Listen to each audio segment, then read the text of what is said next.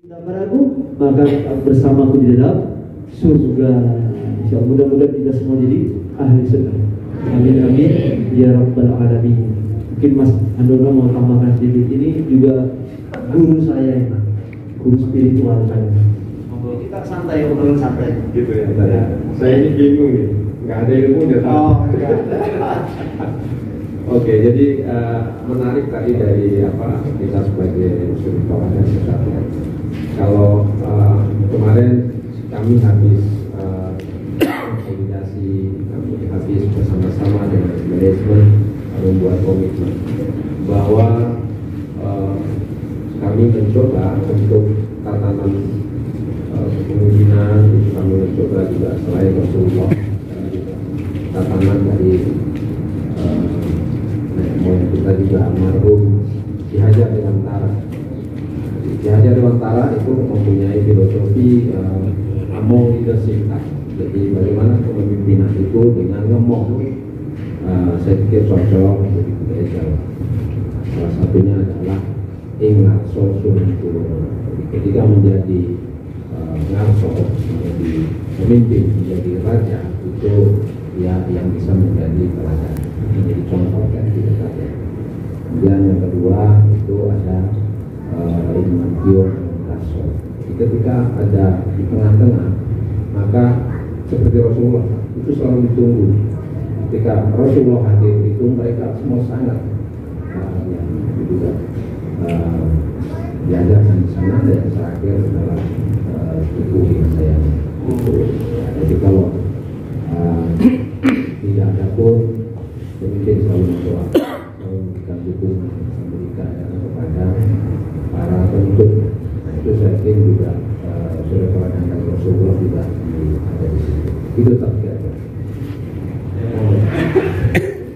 Pak ini semua nama, ayo Pak Huda mau bicara. Ustaznya dua orang ini. Jadi sebenarnya bukan Ustaz Pak, kita ini orang yang dikasih satu ayat aja oleh Allah. Sebuah cerita inspirasi yang mungkin bisa kita renungi bahwa ketika Rasulullah sudah waktunya untuk ditarik atau dicabut nyawanya, maka singkat cerita, tolong saya dikoreksi Ustaz ya kalau saya salah penyebutan. Jadi turunlah 3 malaikat. Ketika sampai di langit terakhir, Jibril bilang, ketika sampai di depan pintu, betul-betul kemudian istrinya keluar melihat pintu, ternyata malaikatnya sudah di dalam. Kemudian Rasulullah bertanya, wahai malaikat, si Jibril mana? Kenapa nggak nongol? Dia sampai di atas saja. Kenapa? Tidak kuat melihat wajahmu dalam sakratul maut. Rasul aja tidak bisa dilihat Pak sakratul maut. Bagaimana kalau kita yang sakratul maut? Bentuk kecintaan. Tapi Nabi Muhammad tidak berhenti di situ. Terima kasih Pak.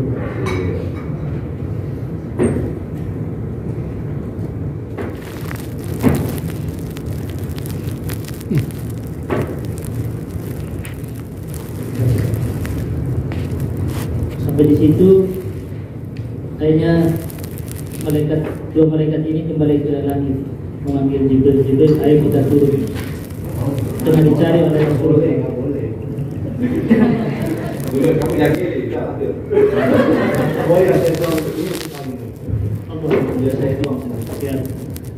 Baik. Jadi ketika sampai di depan Rasulullah ditanya Jibril, mereka itu tanya ke Nabi Muhammad, ini saya diperintah oleh Allah untuk mencabut nyawa kamu. Gimana? Kira-kira bersedia enggak? Kira-kira kalau kita yang ditanya kayak gitu ada pilihan enggak? Ternyata Rasulullah tidak menolak sama sekali. Dia bilang, Nabi dan Rasul ada batas waktu. Ketika Allah memerintahkan untuk mencabut nyawa saya tidak ada negosiasi, silahkan. Tapi sebelum nyawa ini meninggalkan raga, tolong kasih saya kabar gembira. Kemudian mereka kabar gembira yang pertama, sekarang para Nabi dan Rasul terdahulu itu sudah ngantri di langit menunggu arwahmu yang suci. Allah. Kemudian Rasul bilang, itu mah biasa, itu untuk saya aja. Sakratul maut Rasulullah tidak hanya memikirkan dirinya sendiri, tapi memikirkan kita. Oke, tolong kembali kepada Allah dan tanyakan apa berita gembira yang dibawa untuk umat. Dan pada saat itu Allah bilang, sampaikan ke Rasul yang ada di dalam hatinya iman, la ilaha illallah Muhammadar Rasulullah, maka akan dimasukkan ke dalam surga. Dan maka ketika itu Rasul bilang, oke, saya ikhlas, cabutlah roh saya. Seperti itu Pak. Semoga menginspirasi. Tadi seperti disampaikan Ustaz Ihsan bahwa ketika berkumpul tiba-tiba itu Rasul menangis sampai menurut riwayat versi kalau saya salah jenggotnya itu basah oleh air matanya. Terus ditanya, ya Rasulullah, kenapa saya rindu dengan saudara? Bukankah kami yang hadir hari ini saudara? Bukan. Kalian itu sahabat yang beriman karena melihat saya. Terus siapa yang dimaksud dengan saudara-saudara? Kita semua ini yang dirindukan oleh Rasulullah Muhammad SAW. Dia rindu akan kita. Pertanyaannya, rindukah kita kepada Rasulullah Muhammad SAW? Ustaz, saya mau bertanya. Boleh? Katanya siapapun yang bermimpi melihat Rasulullah, maka dia akan Rasulullah Muhammad SAW. Pertanyaannya, apa yang harus kami lakukan, Ustaz, supaya kami bisa bermimpi dan bertemu dengan Rasulullah Muhammad SAW, Nabi yang kulitnya diharamkan tersentuh di neraka? Dalam sebuah hadis dikatakan, barang siapa yang melihat diriku di dalam mimpinya, maka sungguh dia telah melihat diriku, karena hanya dirikulah bisa diserupakan wajahnya oleh iblis. Maka barang siapa yang suatu saat bisa bermimpi bertemu denganku, suatu saat dia akan melihatku dengan tubuh zahir. Ini ada ulama yang mengatakan, hadis ini sahih dan banyak riwayatnya. Ya, hadis masyhur. Nah, sekarang yang jadi pertanyaan, pernahkah kita bermimpi ketemu Rasulullah SAW? Ini mimpi itu biasanya itu begini. Mimpi itu akan datang kalau senantiasa dipikir. Karena apa? Karena dalam Al-Quran itu tidur itu ada dua, an-naum dan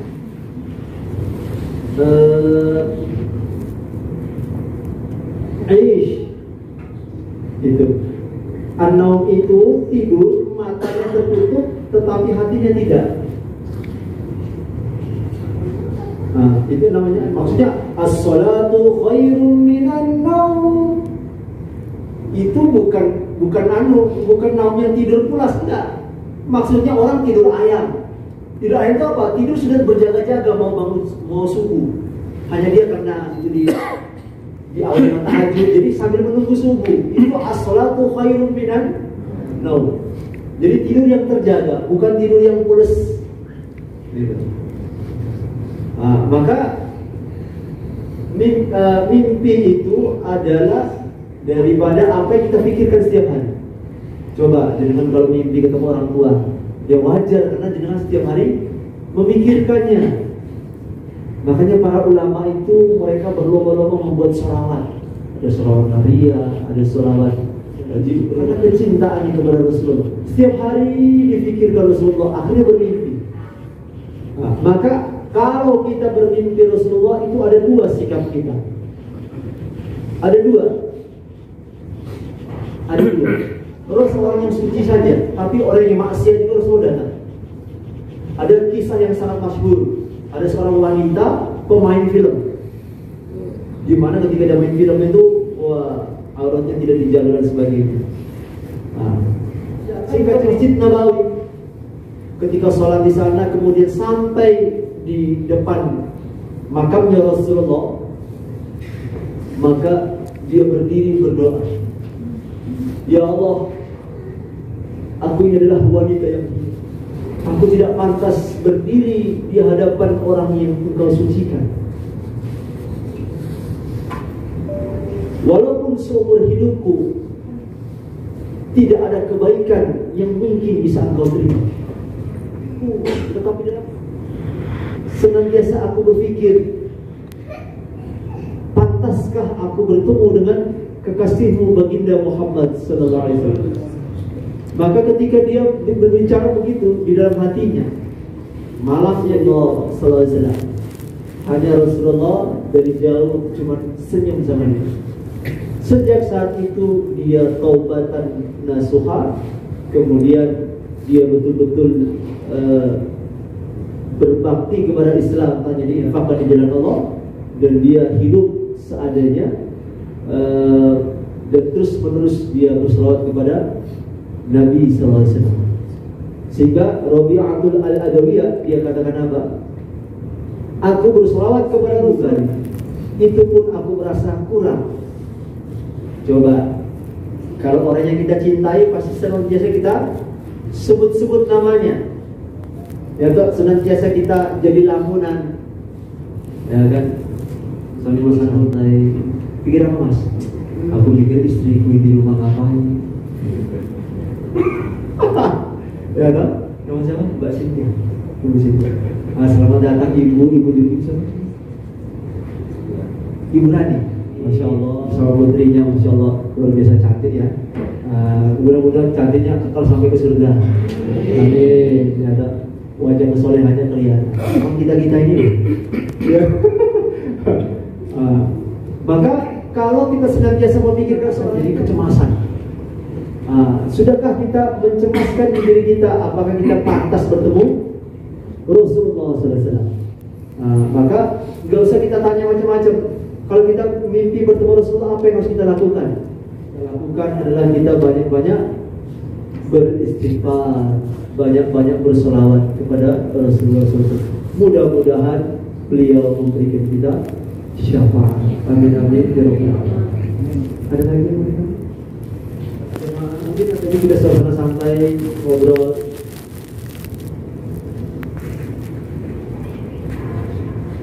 Ada pertanyaan?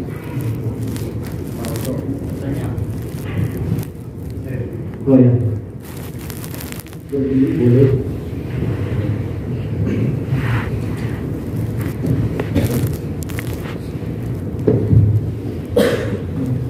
Iya, terima kasih. Assalamualaikum warahmatullahi wabarakatuh. Saya Ilyas. Begini Ustaz, terkait tadi dengan mimpi ya. Nah, bagaimana caranya kita mengetahui bahwa dalam mimpi itu adalah padahal kita tidak pernah melihat beliau, tidak pernah tahu beliau seperti apa dalam bentuk wujud ya. Tadi kan kalau itu kan kita analogikan ya, misalkan tadi kayak kita selalu pikirkan istri, ya kita kan yang mimpi ketemu istri kan kita tahu oh wujudnya seperti apa. Nah, pertanyaan saya, bagaimana caranya kita tahu bahwa mimpi kita itu, misalkan kita mimpi dengan sesuatu tapi benar tidak? Oke, bagus sekali bertanya. Tepuk tangan dan tepuk tangan. Mimpi bertemu Rasulullah itu di dalam kitab Syama'il Muhammadiyah, karya Imam At-Tirmidzi. Beliau menjelaskan bentuk fisik Rasulullah. Rasulullah itu alis matanya tebal, hampir nyambung, alis matanya itu tebal. Kemudian bulu matanya melentik. Ya, Rasulullah dagingnya lebar. Rasulullah itu matanya itu seperti memakai cilah, padahal tidak pernah memakai. Rasulullah itu giginya jarang-jarang. Kalau tersenyum, seperti ada sinar yang keluar dari celah giginya.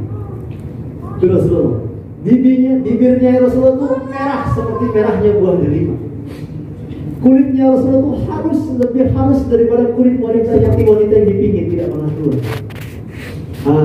Maka kalau kita menemukan ciri-ciri seperti itu di Rasulullah, bertanya kepada ulama, ada satu tanda kita mengetahui bahwa setelah kita bermimpi ada yang berubah dari akhlak, dari ibadah, dari kecintaan kita kepada Rasulullah. Berarti mimpi itu adalah mimpi yang benar. Ya, diyakini saja, tidak diyakini. Cuman tidak boleh kita bercerita mimpi itu kepada sembarangan orang. Kenapa? Nanti takut jadi aib, jadi fitnah. Contoh nih, ada orang pemabuk lewat, terus dia cerita, saya tadi malam minggu Rasulullah. Kira-kira benar nggak? Ya kita nggak bisa bilang dia bohong, mungkin bisa saja dia betul, ya kan? Nah, maka cukup kita untuk jadikan pengalaman pribadi kita, nggak usah kita gebar-gebar cerita-cerita. Kenapa? Takutnya orang, kamu siapa sih? Ulama bukan, ustadz bukan, orang awam. Kok mimpi bersama Rasulullah? Akhirnya kita dianggap sepele dan cerita itu dianggap bohong. Maka cukup jadi pengalaman pribadi kita, nggak usah cerita. Cukup? Nah, ada lagi nggak?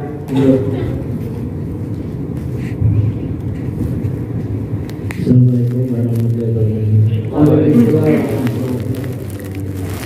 Perkenalkan Pak, nama saya Lupa, mau izin bertanya.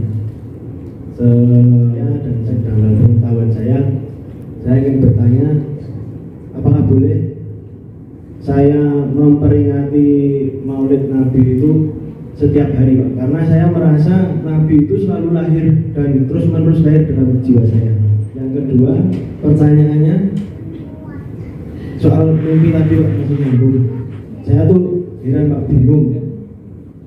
Kita itu kenapa bisa rindu sama Rasulullah padahal kita belum pernah ketemu. Nah, itu biarkan pertanyaan itu abadi dan terus menerus jadi misteri umat Islam atau perlu dijawab, Pak? Terima kasih. Allah luar biasa. Oke. Rasulullah itu jadi gini. Rasul itu harus kita maknai dua, makna zahir dan makna batin. Kalau Nabi setiap tahun sekali, ya itu kita memperingati zahirnya. Contoh, ada sahabat yang melihat Rasulullah ketika perang, kemudian topina pukulan pedang, tombak atau panah, maka mengucurkan darah Rasulullah di kepalanya itu. Bayangin coba, sahabat itu datang ngelatih, mengusap dia oleskan di bibirnya. Makanya Rasulullah bersabda, barang siapa yang darahnya bercampur dengan darahku, diharamkan masuk ke dalam neraka. Dalam hadis yang lain, jadi Rasulullah itu pernah ketika perang Uhud, Rasulullah itu ada cekungan gitu, seperti ada gua yang kecil. Rasulullah bersembunyi di situ. Kemudian Rasulullah bersandar. Jibril katakan apa? Ya Rasulullah, halangi darahmu, tidak boleh kena bumi. Kenapa? Nanti bumi ini akan bergoncang. Kasihnya Allah, darahnya mengucur mengenai bumi. Maka kata para ulama, seandainya darahnya Rasulullah itu jatuh satu tetes saja ke bumi, maka hancurlah seluruh orang kafir. Karena apa? Gunung-gunung bumi ini tidak terima kasihnya Allah. Nah, itu makna zahir. Contoh lain, ubatnya Rasulullah, rambutnya Rasulullah. Nah, ini sekarang kan itu di Museum Topkapı di Turki sering diadakan pameran ya. Nah, itu sorbannya Rasulullah dan sebagainya. Itu kata para ulama, kalau kita misalnya betul bertemu dengan rambutnya Rasulullah, saudara, namanya tabaruk. Tabaruk itu ngambil barokah. Ngambil barokah. Ya, nah, dulu ada gelasnya Rasulullah itu, Rasulullah bekas minum, jadi Rasulullah satu gelas itu dengan Aisyah. Jadi Aisyah kalau minum, di mana bahasa bibirnya Aisyah itu Rasulullah minum ini. Nah, kalau kita kan enggak, jorok ganti gelas. Kenapa istriku belum sikat gigi itu? Ya, nah, maka gelas itu ya digantung dekat Hajar Aswad. Kemudian dihancurkan karena banyak yang ngambil barokah di situ. Jadi takut menimbulkan fitnah, ya kan? Karena itu benda-benda. Jadi kalau kita memperingati dohirnya, lahir bayinya. Makanya beda antara maulid dengan maulud. Mari ada yang tanya, Ustaz, apa bedanya maulid dengan maulid? Kalau maulid itu kita memperingati harinya, kejadian bayinya. Ya? Jadi bayi yang berlahir namanya maulud. Kalau maulid itu hari peristiwanya. Nah, jadi boleh kita memperingati lahirnya Rasulullah setiap hari boleh. Itu makna hakikat, ya, makna batinnya. Ya, Rasulullah itu senantiasa hadir dalam hati kita. Nggak usah tunggu setiap tahun, ya. Nah, gitu. Kemudian yang kedua, apa tadi? Selalu rindu. Nah, belum pernah ketemu. Ya. Oke. Sering. Ya. Hati yang bersih, sebagaimana hadis Nabi Sallallahu Alaihi Wasallam. Ya. Hati itu akan senantiasa cocok. Hati itu adalah baitullah. Jadi hati itu kalau bersih, seorang itu kalau hatinya bersih, suci, tidak akan pernah bosan membaca Quran. Perhatikan baik. Jadi hati itu kalau dia bersih, dia akan selalu rindu dengan kebaikan, haus akan kebaikan. Contoh nih, jadi kan kalau sedekah bisa bantu teman, misalnya, aku ada utangan, tidak, selesai. Wah, alhamdulillah aku ada rezeki, bantu, senang gak? Jadi hati itu senantiasa cocok dengan kebaikan.